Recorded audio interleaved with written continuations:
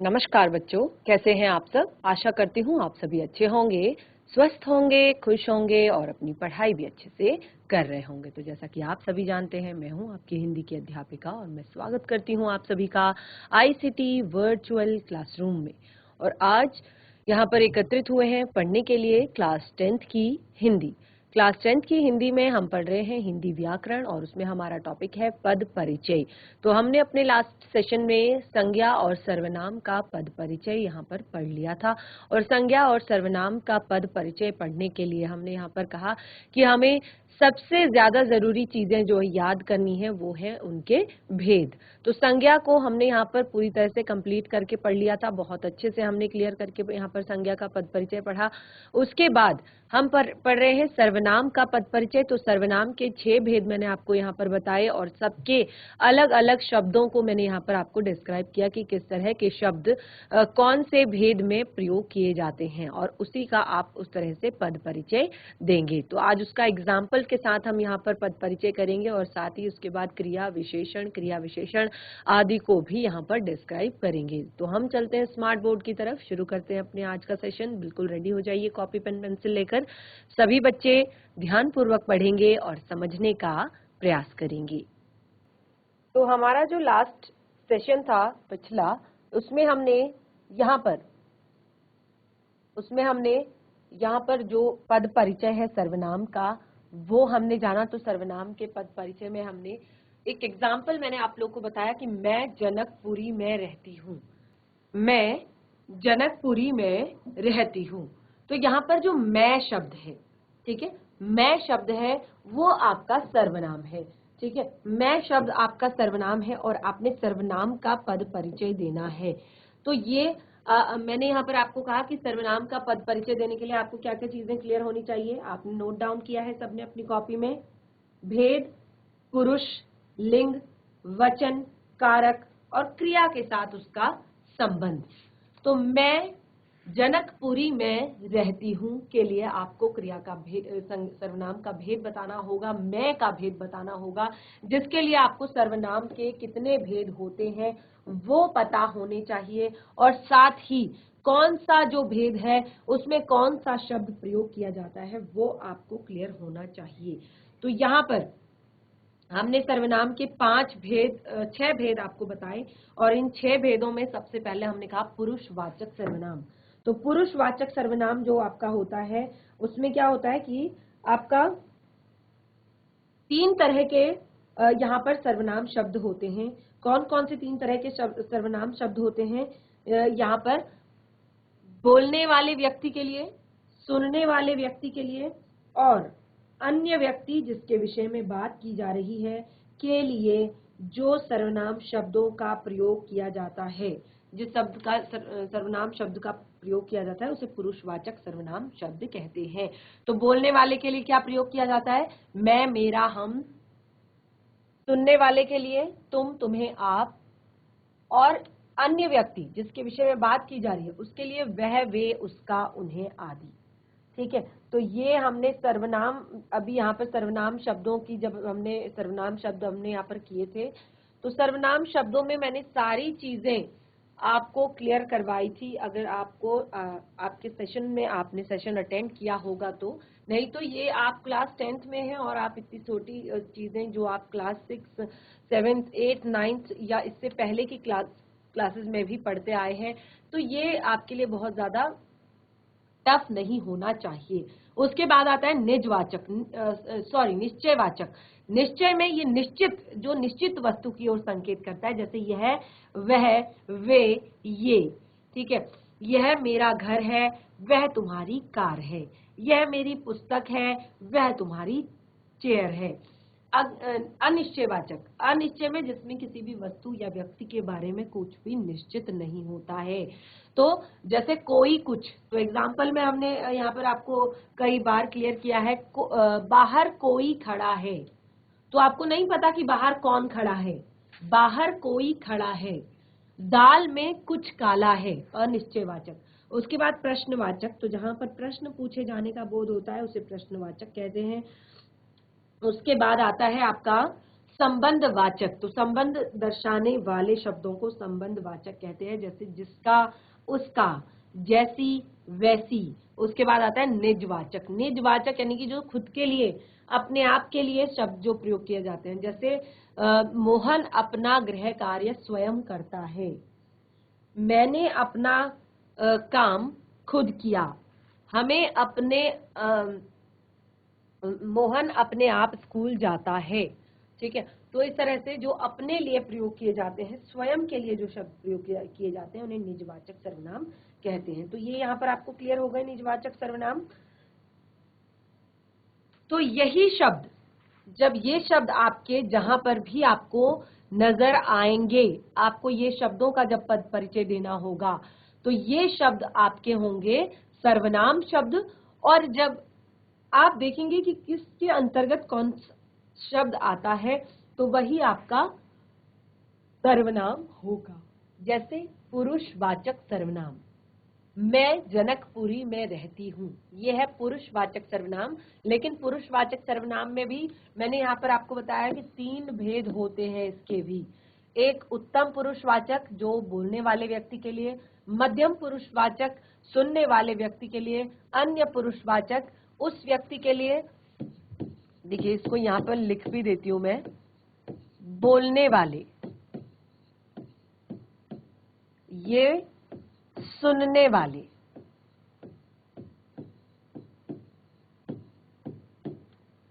ठीक है, और ये जिसके विषय में बात की जा रही हो।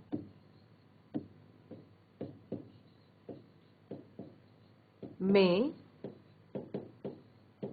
बात हो रही हो, या अन्य पुरुष। ठीक है, इसको हम अन्य पुरुष कहेंगे या अन्य व्यक्ति। ठीक है, तो ये आपको क्लियर हो गया। अब इसके एग्जाम्पल ले लेते हैं, अब इसके उदाहरण करते हैं। तो इस उदाहरण को फिर से मैं पीछे लिखूंगी, जो हमने यहाँ पर एग्जाम्पल दिया है इसको मैं पीछे फिर से लिखूंगी। तो इसको हम करते हैं। सबसे पहले, मैं जनकपुरी में रहती हूँ, मैं जनकपुरी में रहती हूँ। जाहिर सी बात है, सर्वनाम कर रहे हैं तो केवल सर्वनाम शब्द का पद परिचय देना है, और सर्वनाम शब्द है मैं जनकपुरी में रहती हूँ। तो देखिए, मैं के लिए सबसे पहले तो आप यहाँ पर बताएंगे कि ये आपका क्या है, उत्तम पुरुष वाचक सर्वनाम। उत्तम पुरुषवाचक सर्वनाम। उसके बाद आपका उत्तम पुरुषवाचक सर्वनाम है, साथ ही रहती हूं, यानी कि स्त्रीलिंग है, स्त्रीलिंग। रहती हूं सिंगल, एक वचन। ठीक है, और यहां पर मैं जनकपुरी में रहती हूं, तो यहां पर जो रहती हूं शब्द है, ये इसका यहाँ पर इसका किसके साथ संबंध है, कर्ता के साथ। ठीक है, कर्ता का, क्रिया का कर्ता से संबंध, क्रिया का कर्ता से संबंध। क्लियर। इसी तरह से ये तो हमारा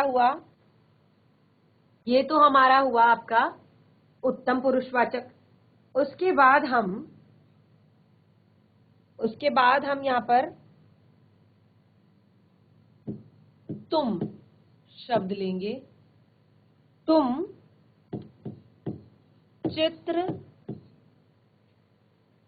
बना रही थी, तुम चित्र बना रही थी, तुम। ठीक है, तो तुम शब्द का पद परिचय अब आपने देना है। तो कैसे देंगे? मैं शब्द है उत्तम पुरुषवाचक, तुम शब्द क्या है? मध्यम पुरुषवाचक। तुम चित्र बना रही थी, स्त्रीलिंग। और देखिए इसके आगे आप सर्वनाम भी लिखेंगे, क्योंकि तभी आपको क्लियर होगा कि ये सर्वनाम है। उसके बाद स्त्रीलिंग, उसके बाद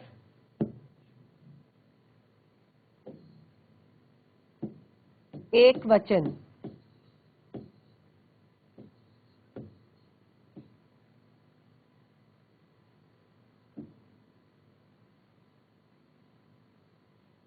तुम चित्र बना रही थी। जो शब्द है बना रही थी, ये क्या कर रहा है?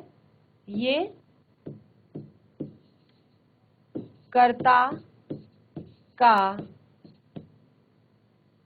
क्रिया का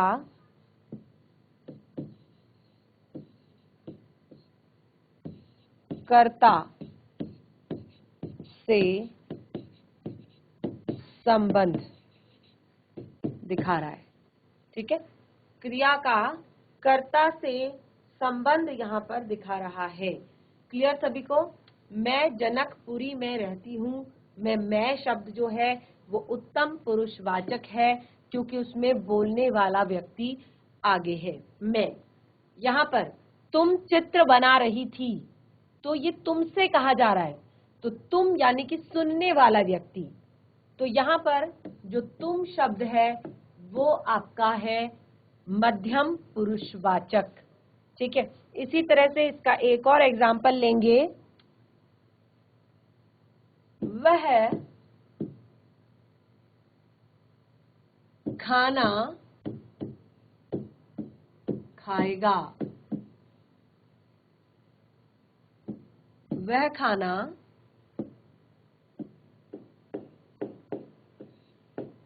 खाएगा। अब इसमें आपने वह शब्द का पद परिचय देना है। जाहिर सी बात है, अन्य पुरुषवाचक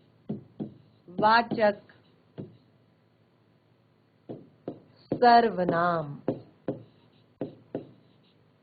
अन्य पुरुषवाचक सर्वनाम। ठीक है, तो ये आपको क्लियर हुआ, अन्य पुरुषवाचक सर्वनाम। उसके बाद वह खाना खाएगा, खाएगा यानी कि पुल्लिंग, और एक वचन,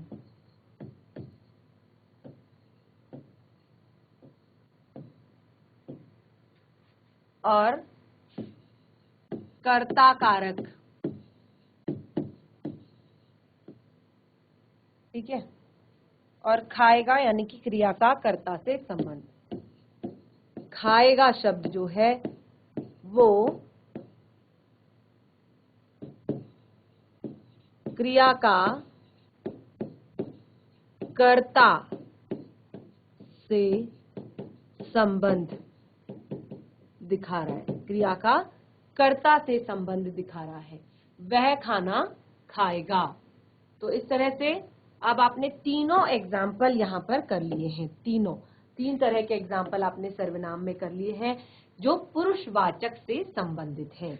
वह अन्य पुरुषवाचक है, सर्वनाम पुल्लिंग है, एक वचन है, कर्ता कारक है। खाएगा जो शब्द यहाँ पर प्रयोग किया गया है वो क्रिया का कर्ता से संबंध आपको दर्शाता है। ठीक है, तो इस तरह से यहाँ पर और भी बहुत सारे अगर शब्द आते हैं, जैसे कि हमने कहा यह, वह, कोई, क्या, कौन, किसे, जिसकी, उसकी, जो, वो, जो, वैसी, जैसी। ठीक है, तो ये जो सारे शब्द हैं, ये जो सारे शब्द हैं, ये सारे शब्द आप इसी तरह से लिखेंगे। ये 3 एग्जाम्पल मैंने यहाँ पर आपको इसीलिए अलग अलग दिए क्योंकि आपको, ताकि कंफ्यूजन ना हो। ठीक है, ये पुरुषवाचक सर्वनाम के ही भेद है, 3 भेद है, उत्तम पुरुषवाचक, मध्यम पुरुषवाचक और अन्य पुरुषवाचक सर्वनाम। क्लियर सभी को? आगे बढ़ेंगे, क्रिया आगे बढ़ेंगे। नंबर 3, क्रिया का पद परिचय। क्रिया का पद परिचय। ठीक है, क्रिया का पद परिचय आपने देना है। तो क्रिया का पद परिचय देने के लिए आपको क्या करना है? क्रिया का पद परिचय देने के लिए आपको क्या करना है? देखिए, सबसे पहले अगर आपको क्रिया का पद परिचय देना है, ठीक है, अगर आपने क्रिया का पद परिचय देना है तो उसके लिए सबसे पहले आपको क्रिया की परिभाषा पता होनी चाहिए, क्रिया के भेद पता होने चाहिए। तो क्रिया की परिभाषा क्या होती है? क्रिया की परिभाषा क्या होती है? देखिए, किसी कार्य के करने या होने का जिस शब्द से हमें बोध होता है उसे हम क्रिया कहते हैं। जैसे लिखना, चलना, बोलना, पढ़ना, नहाना, खाना। ठीक है, तो ये सारी क्या है? क्रिया है। लेकिन क्रिया का जो मूल रूप है वो क्या कहलाता है? धातु। ये हमने पढ़ा है ना, क्रिया का मूल रूप धातु कहलाता है। जैसे मैंने यहाँ पर कहा चलना, लिखना, सोना, खाना, पीना, लेकिन जो मूल रूप है, जैसे अगर मैंने खाना कहा तो खा, जाना कहा तो जा, नहाना कहा तो नहा, सोना कहा तो सो, लिखना कहा तो लिख, पढ़ना कहा तो पढ़, चलना कहा तो चल।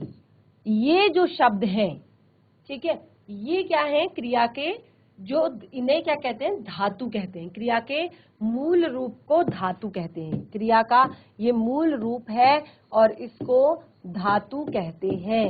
क्रिया के मूल रूप को क्या कहते हैं? धातु कहते हैं। अब धातुओं में, जब धातुओं में हम ना शब्द जोड़ देते हैं, जो धातु है उसमें जब हम ना शब्द जोड़ देते हैं, धातु प्लस ना, धातु प्लस ना अगर हो जाएगा तो इससे क्या होगा? क्रिया का सामान्य रूप बन जाएगा। क्या होगा? क्रिया का सामान्य रूप बन जाएगा। याद रखिएगा, जो चल, जा, खा, नहा, सो, लिख, ये क्या है? ये क्रिया के मूल रूप हैं। लेकिन धातु इसे, और इसे क्या कहते हैं? धातु कहते हैं। और यदि धातु में हमने ना शब्द जोड़ दिया तो वो क्रिया का सामान्य रूप बन जाता है। जैसे धातु है पढ़, शब्द जोड़ा ना, धातु है लिख, शब्द जोड़ा ना, तो क्या बन गया सामान्य रूप? पढ़ना, लिखना।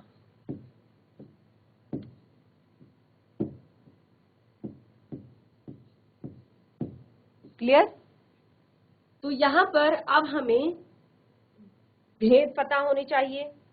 ठीक है, तो यहाँ पर क्रिया के जो भेद हैं वो मुख्य रूप से दो प्रकार के होते हैं। क्रिया के मुख्य रूप, जो भेद होते हैं मुख्य रूप से, वो 2 प्रकार से होते हैं। सबसे पहले कर्म के आधार पर और दूसरा होता है बनावट के आधार पर। सभी को पता है क्रिया के भेद? क्योंकि क्रिया के भेद नहीं पता होंगे तो बच्चे पद परिचय नहीं दे सकते हैं।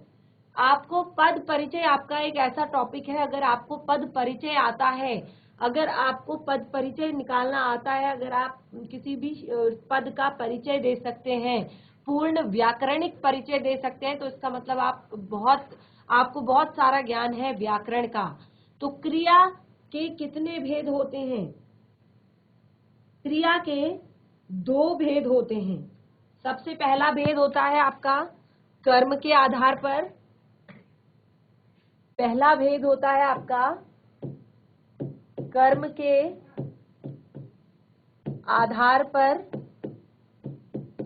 और दूसरा होता है आपका बनावट के आधार पर। ठीक है, ये दो भेद होते हैं आपके क्रिया के।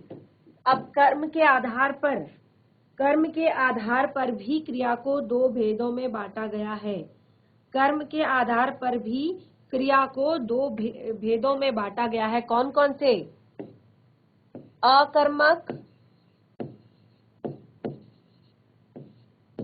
सकर्मक। अकर्मक और सकर्मक। ठीक है, तो अकर्मक और सकर्मक में आपको शब्द जहां पर कर्म उपलब्ध नहीं होता है, जहां पर कर्म उपलब्ध नहीं होता है उसको कहते हैं अकर्मक, जहां पर कर्म उपलब्ध होता है उसको कहते हैं सकर्मक। तो इसको पहले मैं यहाँ पर आप लोग को क्लियर कर देती हूँ। अकर्मक, दूसरा है सकर्मक। और अ और स, अ का अर्थ होता है बिना, स का अर्थ होता है साथ में। ठीक है, अ का अर्थ होता है बिना और स का अर्थ होता है साथ में। तो अ यानी कि कर्म के बिना, स यानी कि कर्म के साथ। ठीक है, तो अकर्मक क्रिया के एग्जाम्पल यहाँ पर लिखती हूँ। हंसाना, रोना, भागना,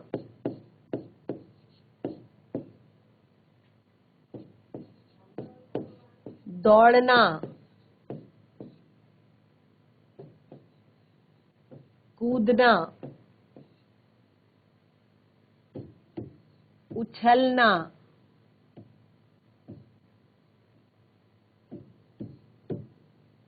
बैठना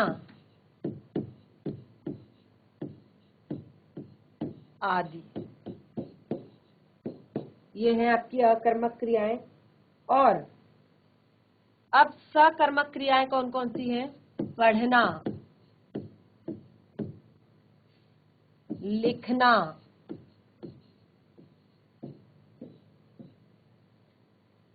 खाना, पीना,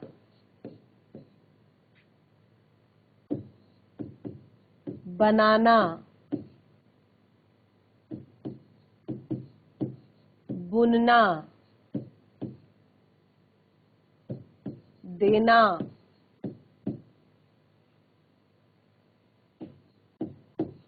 तोड़ना आदि। अब आप कहेंगे कि अकर्मक और सकर्मक, अकर्मक और सकर्मक। तो जैसे हमने कहा अकर्मक यानी कि कर्म के बिना, सकर्मक कर्म के साथ। तो हंसाना, हंसाना शब्द में कोई भी कर्म नहीं है। अगर हम कहेंगे जोर से हंसाना तो जोर से शब्द आपका विशेषण हो जाएगा। ठीक है, रोना, अगर हम कहें जोर से या तेजी से रोना तो विशेषण हो जाएगा। तेजी से भागना, तेजी से दौड़ना, जोर से उछलना, ऊंचा उछलना, धीरे से बैठना, तो ये सारे शब्द क्या हैं? ये सारे शब्द आपके विशेषण हैं। यहाँ पर कर्म उपलब्ध नहीं है, कर्म यहाँ पर नहीं है। लेकिन अगर पढ़ना शब्द कहें तो पढ़ना में बहुत सारे आपके कर्म आ जाते हैं, जैसे पुस्तक पढ़ना, न्यूज़पेपर पढ़ना, ठीक है, और किसी भी पत्रिका को पढ़ना या किसी भी ग्रंथ को पढ़ना, किसी भी अच्छी किताब को पढ़ना, तो पढ़ने में कर्म आपका उपलब्ध है। इसी तरह से लिखना, लिखना पेन से लिखना, पेंसिल से लिखना, ठीक है, ये सारी चीजें आपकी लिखने में आ जाती है। खाना, खाने में खाना खाना, ठीक है, सेब खाना, केला खाना। इसी तरह से पीना, पीने में आ जाता है दूध पीना, पानी पीना। तो कर्म जहां पर उपलब्ध होगा कर्म जहां पर उपलब्ध होगा उसको कहेंगे सकर्मक, और जहां पर कर्म उपलब्ध नहीं होगा उसे कहेंगे अकर्मक। ठीक है, तो यहाँ पर ये जो शब्द आपके हैं, मैंने कुछ शब्द आपको यहाँ पर लिखे जो सकर्मक और अकर्मक क्रिया को यहाँ पर अलग अलग करते हैं। तो ये तो था कर्म के आधार पर क्रिया। ठीक है, ये तो कर्म के आधार पर क्रिया के भेद थे। अब हम बनावट के आधार पर यहाँ पर क्रिया के भेद आपको बताएंगे। तो बनावट के आधार पर यहाँ पर क्रिया के आपको 4 से 5 भेद आपके बताए गए हैं। तो देखिए किस किस तरह से आपके ये भेद हैं बनावट के आधार पर। अगला है आपका बनावट के आधार पर।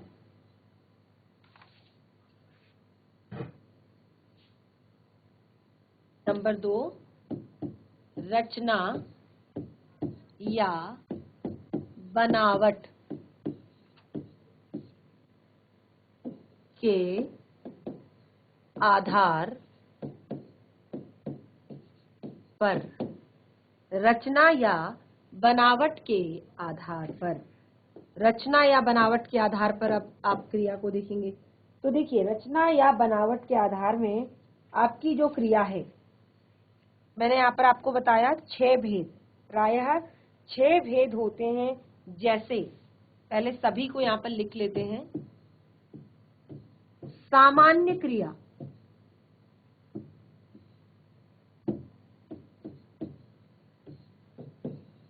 सामान्य क्रिया। दूसरा है आपका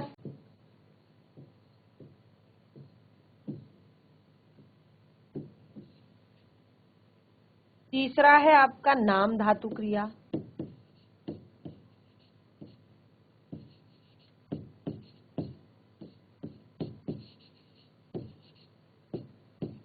नंबर 4 है आपका प्रेरणार्थक क्रिया।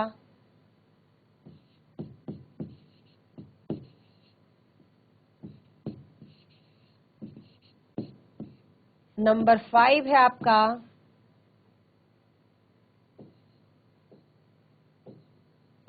पूर्वकालिक क्रिया। और नंबर 6 है आपका अपूर्ण क्रिया।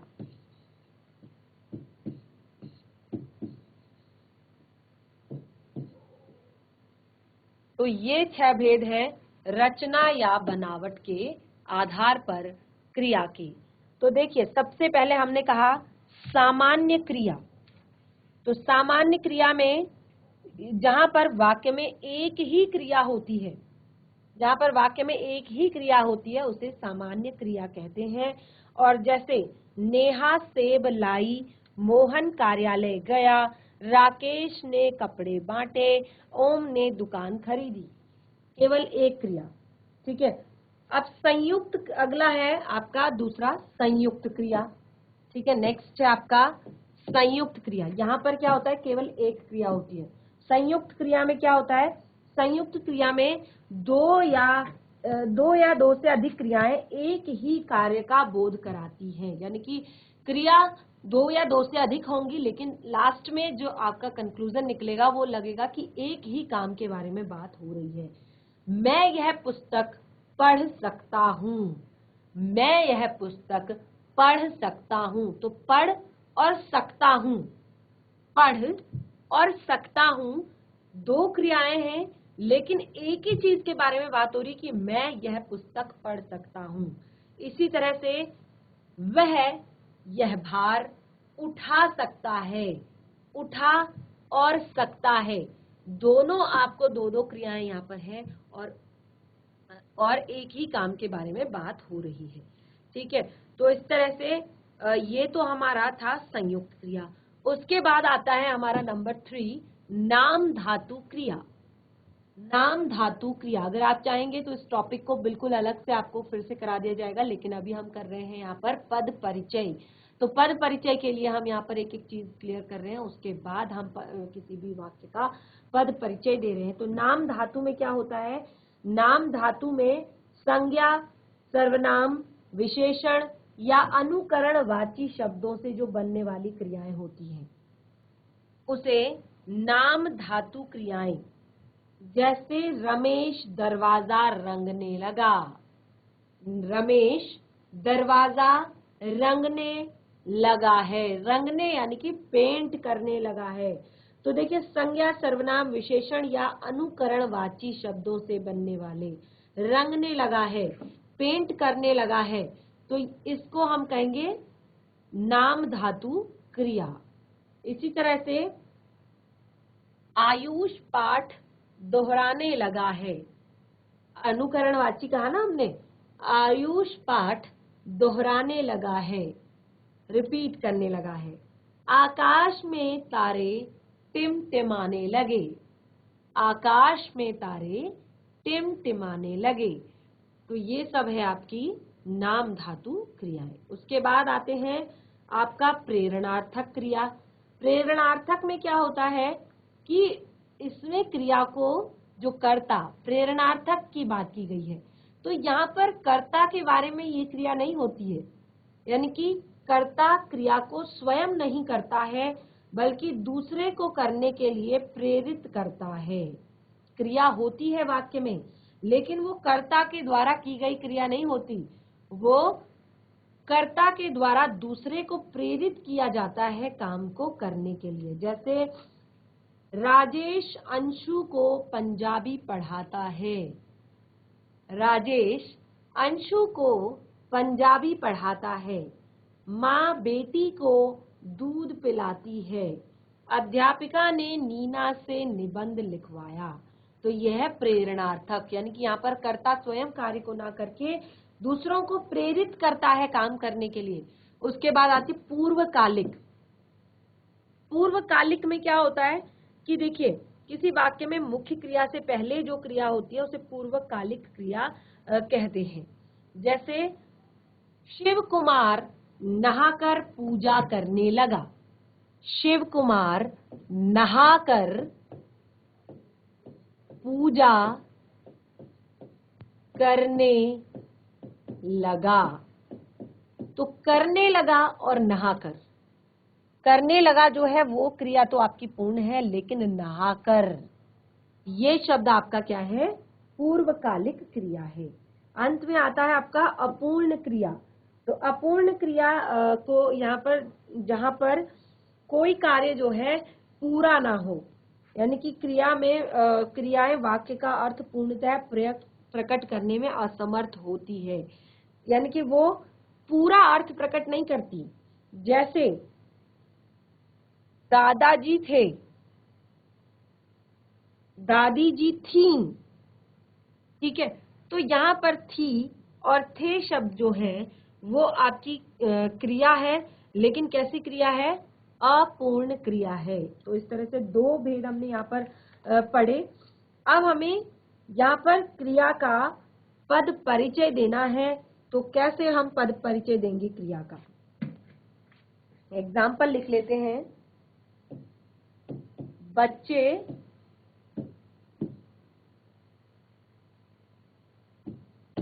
गेंद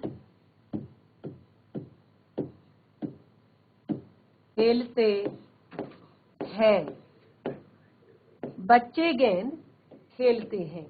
तो देखिए बच्चे गेंद खेलते हैं, हमें क्रिया का पद परिचय देना है। तो यहाँ पर शब्द क्या है क्रिया का, खेलते हैं, ठीक है। तो पद परिचय देना है। सबसे पहले कौन सी क्रिया है, भेद सबसे पहले लिखे जाते हैं। कौन सी क्रिया है, जल्दी फटाफट फटाफट गैस कीजिए, कौन सी क्रिया है। क्या यहाँ पर कर्म उपलब्ध है, क्या यहाँ पर कर्म उपलब्ध है, यस, बिल्कुल साफ साफ दिखाई दे रहा है। बच्चे गेंद खेलते हैं, बच्चे गेंद खेलते हैं, ठीक है। तो गेंद यहाँ पर जो है कर्म है, तो इसलिए ये आपकी सकर्मक क्रिया है। कैसी क्रिया है, सकर्मक, क्योंकि यहाँ पर कर्म उपलब्ध है। तो क्रिया का भेद हमें क्लियर हो गया, ये हमारी सकर्मक क्रिया है। उसके बाद खेलते हैं, बच्चे, एक बच्चे की बात नहीं हो रही है, बच्चे, यानी कि ये आपका क्या है, बहुवचन है, तो देखिए, क्रिया का पद परिचय देने के लिए आपको भेद पता होना चाहिए और दूसरा आपको वाच्य भी पता होना चाहिए। तो वाच्य, इससे पहले का जो हमने पिछला सेशन यहाँ पर अटेंड किया था, तो वो हमारा था वाच्य, और वाच्य हमने बहुत अच्छे से क्लियर किए हैं। तो इसको आप आगे खुद से कंटिन्यू करेंगे, जो बाकी की चीजें हैं इस पद परिचय में देने की। पहले आप देखेंगे आपने क्या नोट डाउन किया है, क्या क्या चीजें हैं जिसका पद परिचय देना होता है क्रिया में। क्रिया में आपको भेद, वाच्य, लिंग, वचन, काल, कर्ता, कर्म, ये सारी चीजें बतानी होती हैं। तो इसके बाद की जो भी चीजें हैं वो आप करेंगे, वो आपके लिए होमवर्क है। बहुत इजी है, बहुत ही ज्यादा इंटरेस्टिंग है और बहुत ही ज्यादा महत्वपूर्ण आपका ये टॉपिक है। तो बच्चों, आज हमने यहाँ पर सर्वनाम के सारे भेद क्लियर कर लिए हैं और क्रिया के जितने भेद हैं वो सभी हमने क्लियर कर लिए हैं। तो अब आपको किसी भी सर्वनाम या क्रिया का पद परिचय देने में कोई भी परेशानी नहीं होनी चाहिए। अगर फिर भी कोई परेशानी है, जो टॉपिक्स यहाँ पर अभी तक पढ़े हैं, जो पार्ट यहाँ पर अभी तक पढ़ा है, उसमें कोई भी दिक्कत या परेशानी आती है, कोई चीज समझ में नहीं आई है, तो जरूर आप अपनी समस्या को हमारे साथ शेयर करें और जो आपको होमवर्क दिया गया है उसको घर पर जरूर करें और सेशन को घर पर जरूर रिवाइज करें, याद करें घर पर जो भी पढ़ाया गया है आज यहाँ पर। और हम अपने चैप्टर को कंटिन्यू करेंगे अपने नेक्स्ट सेशन में। तब तक के लिए धन्यवाद। आपका दिन शुभ हो।